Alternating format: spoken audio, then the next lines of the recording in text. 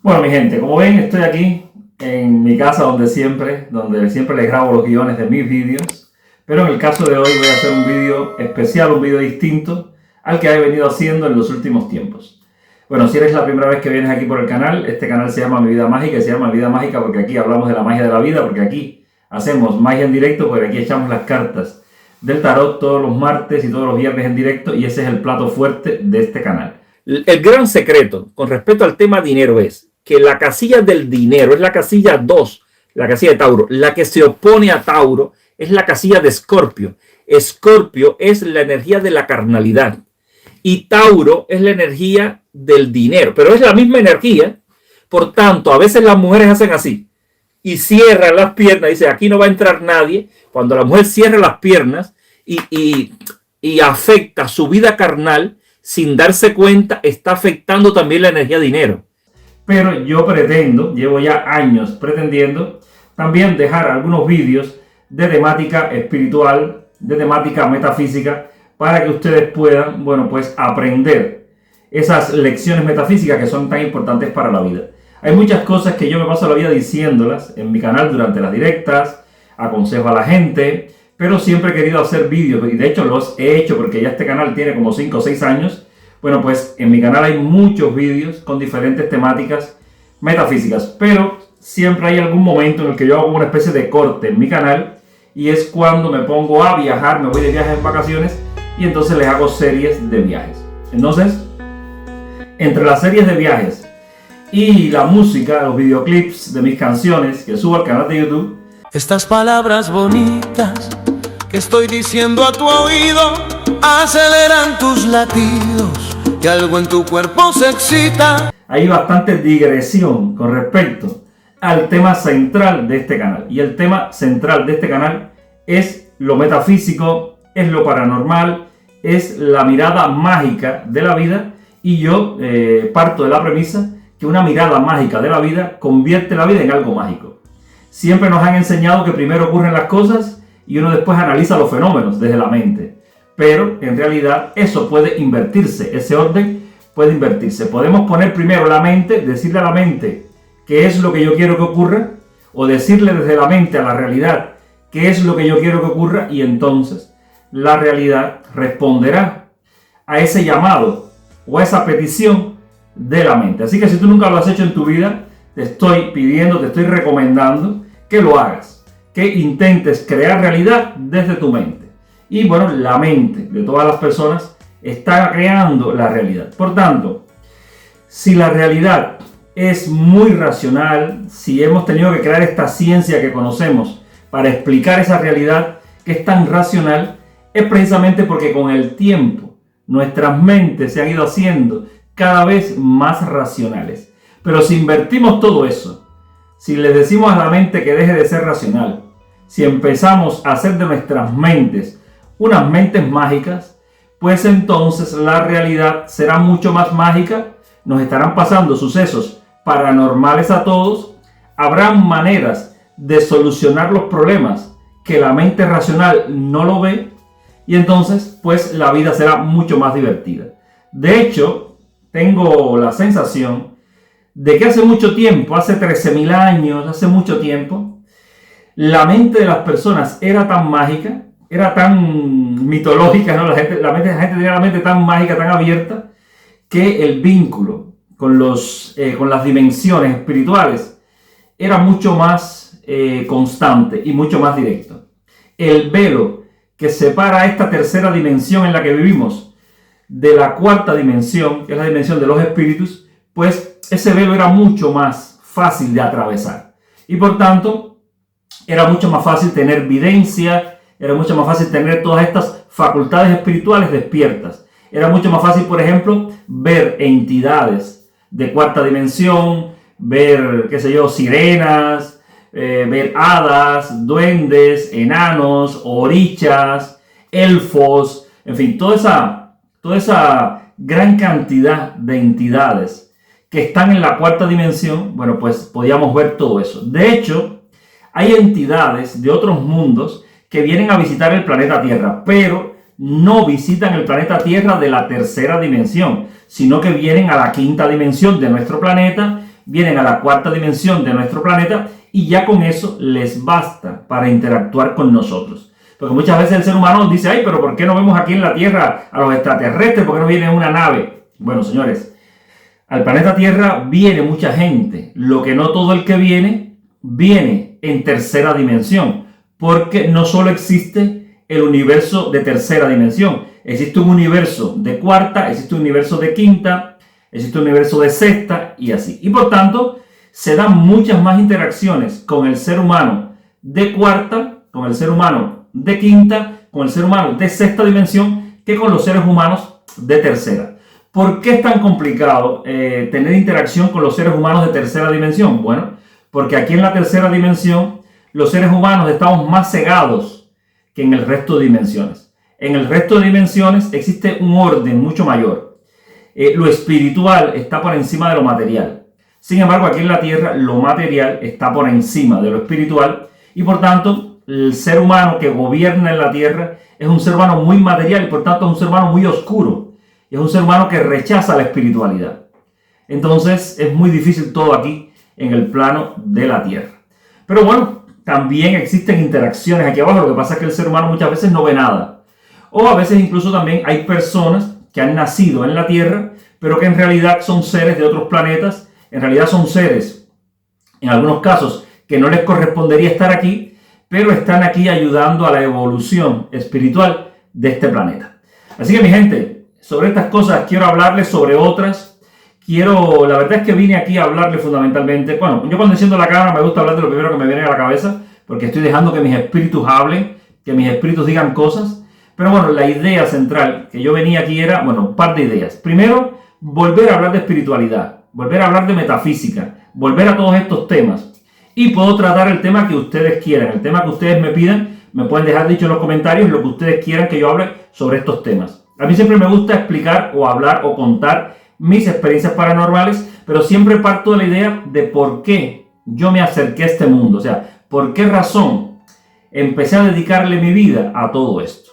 Y bueno, para poder explicar todo esto tengo que explicar muchas cosas. Entre ellas, tengo que explicar cómo fue mi nacimiento en esta vida, pero también cómo han sido mis vidas anteriores y toda la información que ha llegado a mí de vidas anteriores. Como yo siempre nací con un recuerdo, desde que nací tenía un recuerdo bastante claro de escenas de mis vidas pasadas y también me veía en sueños con otro cuerpo, con otro físico viviendo otra vida, pues todo eso marcó mi vida de una manera muy importante y yo me puse a investigar quién había sido yo realmente en esas vidas para poder entender por qué mi vida de hoy es una vida tan singular. En mi caso sucedió que mi madre, por un trabajo de magia negra que le hizo una novia de mi padre, bueno, pues mi madre no podía tener hijos varones. Mi madre perdió 3 hijos varones y yo fui la única persona que se salvó, pero me salvé milagrosamente porque el día antes de que mi madre me diera luz, llegó al hospital una señora que era como una especie de santa de ese lugar, la grandísima Juana Marín Aróstica, una grandísima vidente, una grandísima bruja, que era una persona con un poder espiritual muy grande, que ella era capaz de sanar a una persona solamente con tocarla. Y esa señora vio que mi madre tenía magia negra, la hizo levantarse de la cama en el hospital, le dijo, ven al baño conmigo, le dijo, levántate la bata, enséñame el vientre, y entonces ella le puso las manos en el vientre, estando yo ahí en el vientre de mi madre. Y ella se concentró, hizo una oración, y simplemente imponiéndole las manos a mi madre, consiguió romper el hechizo. Así nací yo. Pero como hubo otros 3 embarazos de mi madre, que mi madre los perdió, esos 3 espíritus que intentaron venir, que no pudieron venir, también están usando mi cuerpo para limpiar sus karmas sucesivos aquí en la Tierra. O sea, sus karmas respectivos están siendo limpiados a través de este cuerpo. Por tanto, a través de este cuerpo, que es el único que llegó a la Tierra, hay 4 almas dentro de este cuerpo. Por tanto, yo estoy limpiando a la misma vez 4 karmas al mismo tiempo. Hay un karma que es el último que vino, el que se salvó, que yo pienso que fue la reencarnación de San Ignacio de Loyola. Creo que en una encarnación anterior fui San Ignacio de Loyola. ¿Por qué pienso esto? Bueno, tengo algunas señales y les voy a contar. Una de las señales que tengo es que cuando yo me fui de Cuba con 28 años. O sea, yo he vivido más o menos la misma cantidad de tiempo en Cuba que la misma cantidad de tiempo fuera de la isla. 20 y tantos años allí, 20 y tantos años fuera. Bueno, total, el tema es que cuando ya yo me iba de Cuba definitivamente, mi familia, que es una familia espiritista, hizo una sesión espiritista donde se reunió toda la familia con muchos mediums para que los espíritus bajaran y se despidieran de mí. Bueno, en esa sesión espiritista, que empezaron a bajar espíritus y vinieron a despedirse, pero también a hacer su obra espiritual, hubo un momento en el que yo estaba sentado en la silla junto con los mediums, aunque yo no permito que ningún espíritu pase por mi cuerpo, pero a mí siempre me sientan en las mesas porque yo soy una persona que soy capaz de alar a los espíritus a la mesa con mi energía. Entonces yo tenía delante una copa y entonces yo vi que en la copa se me reflejó un espíritu. Era el espíritu de una monja muy bella, muy bonita, con una luz muy linda. Y entonces al lado mío había un medium poseído por un espíritu que se hace llamar Siete Rayos. Entonces yo le pregunté a Siete Rayos, ¿quién es la monja esta que se me está reflejando en mi copa? Y Siete Rayos me dijo, ese espíritu vino desde España para acompañarte y llevarte para allá, pero no quiere que te diga ni quién es, ni cómo se llama, ni nada. Bueno, yo como ya tengo experiencia en estas cosas, yo sé que cuando un espíritu no quiere decir el nombre, es porque fueron espíritus que en vida fueron conocidos. Y entonces un buen día, así por cosas de la vida, yo fui a Ávila, aquí en España, y entré al museo, a la casa museo de Santa Teresa de Ávila, de Santa Teresa de Jesús. Y entonces cuando yo estaba viendo sus objetos personales, moviéndome por todas las vidrieras que habían allí con las cosas, hubo un momento que en el vidrio que tenía delante, vi la misma imagen que yo había visto en la copa en mi casa. Y entonces así comprendí que ese espíritu que yo había visto en Cuba no era nada más y nada menos que Santa Teresa de Jesús. Y Santa Teresa de Jesús no solo me acompañó en mi viaje a España, sino que hizo que yo visitara su casa en Ávila, en España. Entonces, claro, yo me empiezo a preguntar, bueno, pero a ver, ¿pero quién soy yo? O sea, ¿por qué la mismísima Santa Teresa de Jesús viene a sacarme de mi casa y a traerme para España? O sea, ¿quién soy yo? ¿Por qué me pasa esto? Luego pienso que pudo haber sido San Ignacio de Loyola porque existe una relación numerológica entre el día que nació San Ignacio y mi propia fecha de nacimiento. Además, también San Ignacio de Loyola nació el 31 de julio y esa fecha es una fecha muy importante para mi vida. Es una fecha en la que me pasan siempre las grandes cosas. Por ejemplo, el 31 de julio era el cumpleaños de la novia que yo tenía en Cuba.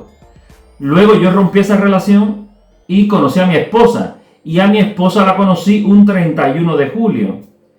Y bueno, y así, muchas grandes cosas me han pasado. Por ejemplo, cuando estaba en Londres, el día 30 de julio, o sea, el día antes, yo fui a la abadía Westminster porque yo quería entrar a la abadía y no podía entrar, no encontramos entradas.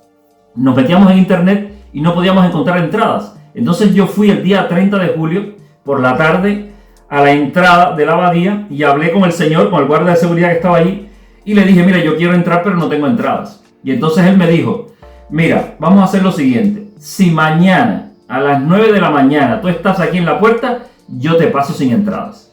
Y entonces le dije, pues perfecto, vamos a hacerlo así. Y el 31 de julio, que es ese gran día para mí, yo estaba allí a las 9 menos cuarto y le dije al señor, aquí estoy. Y él me dijo, muy bien. Cuando abrió las puertas a las 9, me dijo, ven. Y me pasó a mí, a mi esposa de primeros. Y luego pasó al resto de la cola. Aquello fue como un milagro. Bueno, mi gente, estamos entrando en la abadía. Aquí no se puede grabar, aquí no se puede nada. Pero bueno, estoy aprovechando el camino hasta la entrada. Antes de ir a pagar para grabar un poquito aquí dentro, por lo menos. Para que quede como constancia de que hemos entrado. Ya saben que, bueno, perdonen lo que salta el vídeo, mi gente. Esto aquí es una locura. Porque no solo que nos dejó entrar sin entrada, sino que nos hizo pasar de primeros. Y luego yo sentí que había alguna conexión con ese lugar. Porque yo había ido a Londres, pero con la idea en mi cabeza de que yo a donde quería ir era a Bélgica. Yo quería ir al cementerio de Ypres, porque yo tengo la sensación de que en mi última encarnación, yo fui Mauricio de Battenberg, el príncipe hermano de la reina Victoria Eugenia de Battenberg, que fue reina de España, la esposa de Alfonso XIII. Y entonces, bueno, como siempre he tenido la sensación de que yo era esa persona, y tengo esa sensación por varias cosas, tengo la sensación porque he soñado cosas que asemejan con la vida de esta persona, porque yo tengo una gran amiga, mi amiga Janet, que ella siente que ella es la reencarnación de la reina Victoria, y ella y yo, que es la reencarnación de la reina Victoria Eugenia, ella y yo tenemos una relación como de hermanos en esta vida. Yo busqué, indagando sobre estas cosas, busqué una foto de la habitación de ella en el Palacio de la Magdalena en Cantabria, y cuando le enseñé la foto del palacio, le dije, mira, si tú fuiste Victoria Eugenia, esta foto del palacio te tiene que sonar, dime si esto te suena. Y ella lo que hizo fue que me enseñó la foto de su habitación de esta vida. Y entonces cuando ves la foto de la habitación que ella se construyó en esta vida, pues desde luego hay una similitud muy curiosa entre las dos habitaciones. Y entonces por eso, por detallitos como estos, hemos llegado a esta conclusión. Cuando luego me meto en ChatGPT y me pongo a averiguar sobre la vida de Mauricio de Battenberg, me entero que Mauricio de Battenberg fue el único príncipe, la única personaje de una casa real europea que murió en las trincheras de la Primera Guerra Mundial. O sea, eso no lo hizo nadie fue a las trincheras a pelear, pero esta persona tenía un buen motivo para pelear y morir allí, y es que como su familia era mitad alemana y mitad inglesa, cuando estalla la Primera Guerra Mundial, bueno, todo el mundo estaba encima de la reina de España, de esa que era mi hermana, de Victoria Eugenia, y le preguntaban, ¿con quién tú estás? ¿Con los ingleses o con los alemanes? Y entonces, para que la dejaran en paz, yo lo que hice fue, para que le creyeran lo que decía, yo me enrolé en el ejército inglés y fui a las trincheras. Fui el único príncipe, la única persona de casas reales que luchó en las trincheras. Y efectivamente esta persona murió en la guerra a los 2 meses de estar en la batalla. Esta persona murió un 27 de octubre de 1914 y yo nací un 28 de octubre, o sea, nací al día siguiente. Él nació creo que un 7 de octubre o un 3 de octubre, no recuerdo bien, pero era un librano. Él nació con el sol en Libra y yo tengo mi ascendente en Libra. Quiere decir que estas cosas son como similitudes que yo encuentro entre esta persona y yo, entre su vida y esos recuerdos de vidas pasadas que yo tengo. Pero luego, tirando para atrás, digo, bueno, yo he sido Mauricio Battenberg, pero yo tengo que haber sido alguien más. Y tirando para atrás, me encontré con una persona, que me la encontré en Westminster. Cuando entré a Westminster, tuve la sensación como si los espíritus me estuvieran diciendo, Tadeo, tú estás enterrado aquí. Tú estás enterrado aquí. Entonces, empecé a estudiar la vida de todos los reyes que están enterrados en Westminster y me encontré con uno que me parece que es esa la persona que es el rey Jorge II de Inglaterra, porque esta persona fue el último rey que fue enterrado en Westminster. Después de que a Jorge II lo enterraron en Westminster, ahí no enterraron a más ningún rey. Está enterrado al lado donde está la tumba del soldado desconocido, en una tumba totalmente anodina, que la gente ni siquiera se da cuenta que está ahí. Y esta persona murió bebiéndose una taza de chocolate y padecía de hemorroides. Yo también padezco de hemorroides y no puedo beber el chocolate. O sea, yo bebo chocolate y automáticamente se me salen las hemorroides, por lo tanto yo eso no lo puedo beber. Y también hay una cosa interesante, y es que este señor Jorge II echó a andar una guerra, que fue la guerra de los 7 años, que trajo a la armada inglesa a La Habana. Y bombardearon La Habana, tomaron La Habana durante 11 meses. Y bueno, yo, pues, de alguna manera, pues nací en Cuba, ¿no? Entonces yo siento como que mi vida es una vida que permite ir limpiando esos karmas. Creo que mi vida va limpiando esos karmas. Incluso cuando yo entré en Londres, a la gran catedral, en Londres, que es la catedral de San Paul, cuando entré a la catedral de San Paul, de San Pablo, bueno, pues habían letreros por todos los lugares que decían que no se podía grabar. Y yo estaba grabando a escondidas. Y el señor que estaba vigilando aquello allí, me sorprendió grabando y vino para acá conmigo con mucha mala cara y me empezó a echarme el sermón y a decirme que yo que hacía grabando, que todo que no podía grabar, que eso no era amistoso lo que yo estaba haciendo. Entonces yo, por defenderme, le dije, mira, pero el problema es que tampoco fue amistoso que ustedes aparecieran en Cuba y bombardearan con 150 barcos de combate y bombardearan la ciudad, que todavía hay cañonazos en algunos monumentos ahí de la ciudad. Eso no fue nada amigable. Entonces, si ustedes están en deuda conmigo porque yo soy cubano. Entonces, si ustedes fueron a mi país y lo invadieron, eso no fue nada amigable. Entonces, que yo esté grabando aquí un poco la catedral esta, que a lo mejor hasta para construirla, a lo mejor hasta se llevaron cosas de mi país, madera y cosas así, pues entonces me parece que no es tan malo que yo grabe esto. Creo que estás en deuda conmigo, ¿no? Entonces, bueno, esa actitud de estar un poco a la defensiva en Londres, luego cuando me di cuenta que yo mismo pude haber sido el culpable de todo eso, bueno, pues entonces es el modo en que uno se enfrenta a uno mismo a través del conocimiento. Bueno, eso le pasa a todo el mundo, pero no eres consciente porque no sabes quién fuiste. Pero en realidad la vida te está colocando todo el rato en posiciones para que tú te enfrentes a ti mismo, para que tú limpies tu karma, para que tú, de alguna manera, resuelvas los problemas que creaste en encarnaciones anteriores. Entonces, bueno, pues tengo esta información, tengo este conocimiento, He tenido sueños importantes en mi vida. Hay un sueño importante, claro, yo tengo una serie de sueños, pero de 4 personas, porque ya digo que hay 4 personas dentro de mí y yo estoy como soñando cosas relacionadas con todas esas historias. He tenido 2 sueños donde pierdo la vida. Hay un sueño donde estoy siendo un soldado y estamos como invadiendo un lugar, éramos como soldados ingleses, estamos invadiendo una playa tropical, no sé qué lugar, si era de África o si era de Asia, no sé, y entonces nos reciben con un gran fuego de fusilería y tuvimos que replegarnos. Y en ese repliegue yo siento que una bala me da por la espalda y llega un momento en que entonces mi alma se sale de mi cuerpo, mi espíritu se sale de mi cuerpo, sube y empiezo a ver mi cuerpo en el agua, lleno de sangre, junto con otros soldados que estaban ahí también, y entonces ya yo comprendí que ya mi vida había acabado. Pero fue una cosa como que the game is over, ¿no? El juego se acabó. Y lo viví así como el fin de un juego, como algo que no era real. Yo no sentí dolor, no sentí nada, incluso me quedé extasiado diciendo, ay, pero qué playa más hermosa, qué lugar más hermoso, qué atardecer más bonito, ¿no? Ese es el recuerdo que tengo de esa vez. Y luego tengo otro recuerdo, que ya sí fue en algún lugar, que es el norte de México, el sur de los Estados Unidos. Allí yo había conocido, bueno, esta historia es un poco más complicada, es una historia en la que yo era una persona europea, que pudo haber sido un marqués, un príncipe europeo, y entonces me estaban obligando a casarme por la fuerza, y con alguna mujer de mi condición, pero a mí no me gustaba ninguna de las mujeres de mi condición, y entonces yo lo que hacía era andar en juergas, en diversión, con cortesanas, con prostitutas, divirtiéndome en esos ambientes. Y yo parece ser que me enamoré de una muchacha que era una cortesana. Yo dejé embarazada a esa muchacha y esa muchacha se apareció. Claro, ella me decía de casarnos y todo esto, y yo le decía, yo no me puedo casar contigo, porque si yo me caso contigo me desheredan. O sea, es o mi condición de príncipe, de marqués o lo que sea, para estar contigo, o es esto o el otro, no puedo. Entonces, ella lo que hizo fue, en contra de mi voluntad, se apareció en el palacio donde yo vivía, le dijo a mis padres, estoy embarazada de vuestro hijo, y mis padres lo que hicieron fue decir, pues muy bien, vamos a darte una habitación aquí, para que te quedes aquí, pases el embarazo, tengas tu bebé aquí y tal. La llevaron a una habitación en la zona alta del palacio, le abrieron la ventana, le dijeron, mira qué habitación tan bonita, mira qué vista tan bonita tienes un jardín aquí debajo, y cuando la muchacha se inclinó para ver el jardín, la cogieron por las piernas y la tiraron para abajo, ¿no?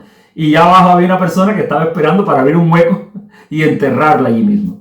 Cuando yo me enteré que esta persona había sido asesinada por mis propios padres, pues yo decidí irme de casa. Me subí a un barco, viajé a América, y en América conocí a una muchacha que era una princesa india, que estaba viviendo lo mismo que yo. Estaba huyendo de su condición porque la querían casar con un príncipe de su tribu, pero a ella no le gustaba esa persona. Ella se quería casar por amor, y como no amaba a esa persona, no quiso casarse. Entonces yo le propuse a esa muchacha que se casara conmigo, que hiciéramos pareja, ¿no?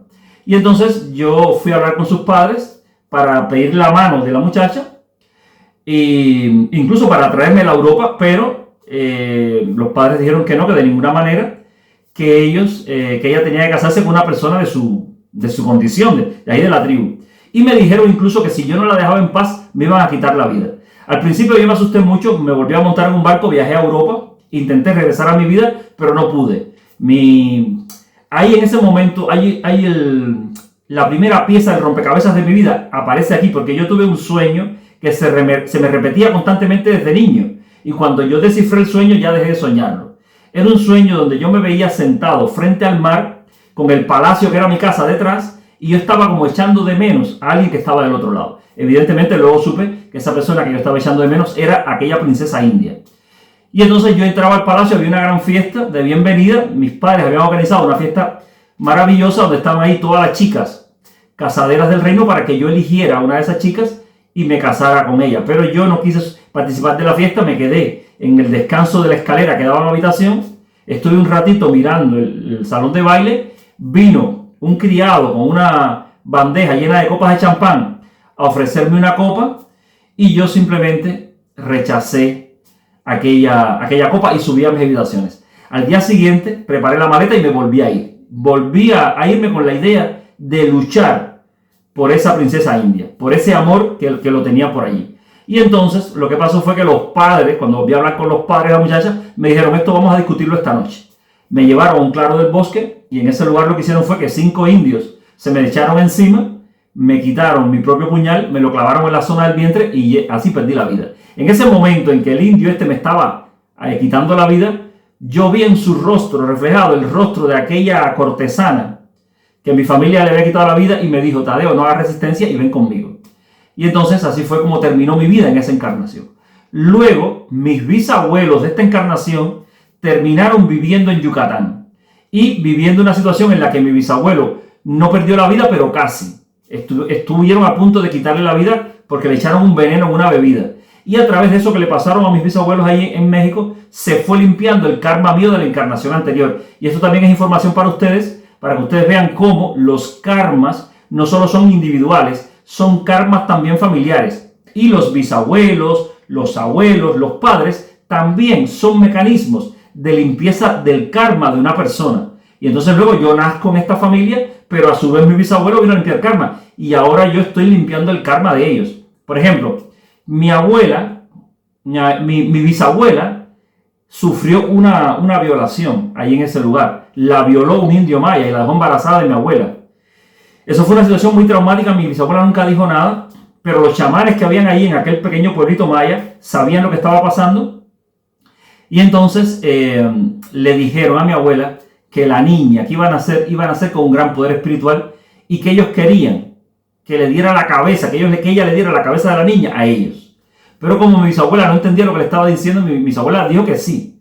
Y entonces lo que pasó fue que cuando mi bisabuela se puso de parto, la hipnotizaron, le sacaron del vientre a mi abuela, se la llevaron a un templo maya, hicieron una ceremonia de sentamiento de santo y convirtieron a mi abuela en una santa de ese lugar. Mi abuela vivió como una santa maya, como una princesa maya de ese pueblo desde que nació hasta los 5 años. Y a los 5 años mis bisabuelos se fueron huyendo para Cuba y prácticamente se robaron a la niña, que esa gente le decían allí que la niña se tenía que quedar allí. Bueno, ellos le habían explicado a mis bisabuelos que la niña tenía un séquito de personas que se iban a encargar de atenderla en el plano físico y un séquito de espíritus que la atendían en el plano del más allá. O sea, en el Nahual tenía un séquito de personas y en el plano del Tonal también tenía un séquito de personas. Esos espíritus que han estado acompañando a mi abuela durante toda su vida son espíritus que yo he heredado. Y esos espíritus me permiten a mí, por ejemplo, hacer cosas como ayudar, por ejemplo, para salvarle la vida a personas. A lo largo de mi vida se me han dado casos en los que siento que le he salvado la vida a personas de una manera o de otra y pienso que es por la acción de esos espíritus. Entonces estoy explicando todas estas cosas para que la gente sepa un poco cómo me viene a mí todo esto, lo de la evidencia, el por qué tiro cartas, el por qué, bueno, los fenómenos paranormales que hay alrededor de mí. Está todo esto. Y al mismo tiempo ya ven cómo yo morí en una encarnación anterior por una princesa maya, que es mi esposa actual, y como no pudimos casarnos en aquella encarnación, nos hemos reencontrado en esta vida para podernos casar en esta vida y limpiar ese karma. Y también mis bisabuelos fueron limpiando el karma, mi abuela también. Y lo curioso es que yo estoy haciendo un esfuerzo muy grande ahora mismo, porque quisiera en el mes de julio de 2026 poder visitar México. Y quiero estar allí el 25 de julio, que es el día fuera del tiempo. Quiero ir allí a México, quiero visitar el lugar donde, allí en Yucatán, el lugar donde nació mi abuela, donde vivieron mis bisabuelos, y posiblemente el lugar donde me quitaron a mí mismo la vida en una encarnación anterior. Y quiero regresar a ese lugar porque es una manera de hacer una limpieza kármica de todos estos temas. Entonces, bueno, les explico estas cosas para que puedan entender un poquito todo esto. Bueno, hay muchas cosas, son muchas cosas que se van encadenando. Cuando una persona te quita la vida, te tienes que volver a encontrar con esa persona, y yo me volví a encontrar con esa persona. Esa persona, ese indio que me quitó la vida, fue una persona que en esta vida vino en cuerpo de mujer. ¿Por qué? Porque la naturaleza hace eso. Para evitar el conflicto, para facilitar las cosas, cuando una persona le quita la vida a la otra, pues para que no haya conflicto, lo que hace es que el asesino le da un cuerpo femenino y viene a la tierra en cuerpo femenino a limpiar ese karma. Y entonces, bueno, esa persona vino a mi vida, nos conocimos de una manera muy mágica. Ella quiso recorrer la isla y esas casualidades de la vida se encontró con una amiga mía que es la reencarnación de esa chica que fue la cortesana de la encarnación anterior. Y esa muchacha, la chica que nació en Italia, que es una chica italiana, le dijo: ven, cuídame la maleta que voy al baño. O sea, una cosa súper mágica y súper loca, porque nadie en un país desconocido le deja la maleta a un desconocido. Y ella le dejó la maleta a esa amistad mía. Y luego cuando regresó del baño y le dijo que iba para la ciudad de Trinidad, mi amiga le dijo, bueno, pues si vas a Trinidad, no dejes de conocer a Tadeo. Y le escribió mi dirección en un papel y se lo dio. Y así fue como esa persona se apareció en mi casa. Así que fíjense cómo, cuando uno tiene algún tipo de conocimiento de lo que le pasó en la vida anterior, luego se va dando cuenta de cómo esa vida anterior viene a limpiarse al presente. Y esto lo cuento para que ustedes tengan una visión diferente de vuestras propias vidas y para que ustedes puedan analizar y estudiar vuestras propias vidas desde esta visión, comprendiendo que lo que están viviendo ahora son asuntos de limpiezas kármicas que vienen de encarnaciones anteriores. Entonces, bueno, mi gente, yo empecé a tirar cartas casi por casualidad. Ya en mi familia, el padre de mi tatarabuelo consultaba con caracoles. Ese señor le salvó la vida a su amo y ganó la libertad de su hijo, que es mi tatarabuelo, Andrés Cerquera. Andrés Cerquera fue un negro que era hijo de esclavos, pero nació libre porque su padre le ganó la libertad, salvándole la vida a su amo, y su amo en agradecimiento le dio la libertad a su hijo, ¿no?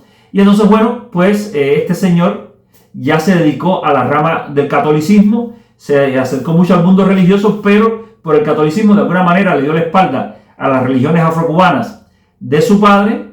Pero bueno, yo he heredado todo eso, he heredado el don de la evidencia, y también la abuela de mi padre, o sea, por la línea paterna, la abuela de mi padre también vivía de echar las cartas. Entonces yo también tengo la cartomancia que me viene por la línea paterna y me viene también la adivinación por la línea materna. Y al final yo he terminado tirando cartas del tarot de una manera muy extraña.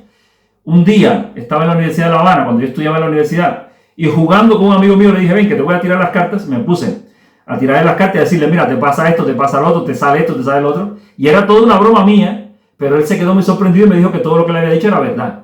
Entonces él se lo contó a otra persona, y esa persona a otra y a otra y a otra. Y cuando vine a ver, me obligaba a la gente a que yo les tirara las cartas cuando yo les juraba que yo no sabía tirar las cartas. Y entonces empecé así jugando y llevo ya 34 años tirando cartas. Entonces, bueno, el vídeo lo voy a dejar por aquí porque ya ha pasado la media hora. Hay muchas cosas que le quiero contar. Poco a poco voy a ir potabilizando todo esto. Si hay algo de lo que he contado que no entiendes, si hay algo sobre lo que quieres que eche más luz, que explique más alguna cosa, por favor, déjamelo dicho en los comentarios para entonces hacer yo nuevos vídeos ya la semana que viene, porque voy a subir un vídeo a la semana hablando de estas cosas. Pero bueno, sobre los temas que ustedes quieran. Yo he estado aquí un poco sin guión y sin nada, hablando de las primeras cosas que me ocurrieron, pero puede ser que escuchando todo esto que estoy diciendo les surjan a ustedes más preguntas, les interesen por determinado tema, o quieren que yo les explique alguna cosa que no quedó claro de lo que dije, y así me darán pie para entonces yo hacer nuevos vídeos, ¿ok? Así que les lanzo esta bola para allá, que es una especie de discurso aquí un poco raro y un poco loco y un poco ecléctico, porque no vengo con un guión. He venido a hablar aquí de un par de cosas y he hablado de lo primero que me ha pasado por la cabeza, pero esa es un poco la idea: romper el hielo, comenzar por algún lado y luego poco a poco ir explicando cositas, ¿ok? Así que nada, aquí te lo voy a dejar. Si te ha interesado, suscríbete al canal, dame like para que el contenido siga subiendo, aprieta la campanita para que te avisen de cuando subo nuevos vídeos. Recuerda que los martes y los viernes estoy en directo a las 4 de la tarde hora de España, de 4 a 9 de la noche hora de España, o sea, estoy 5 horas tirando cartas en directo y puedes venir a consultarte conmigo. Si no, si te quieres consultar en privado, pues te dejo mi correo electrónico por aquí para que también me puedas escribir al correo y entonces te pueda hacer una consulta privada. Venga, lo voy dejando ya. Besos, abrazos y nos vemos en el próximo vídeo. Venga, chao.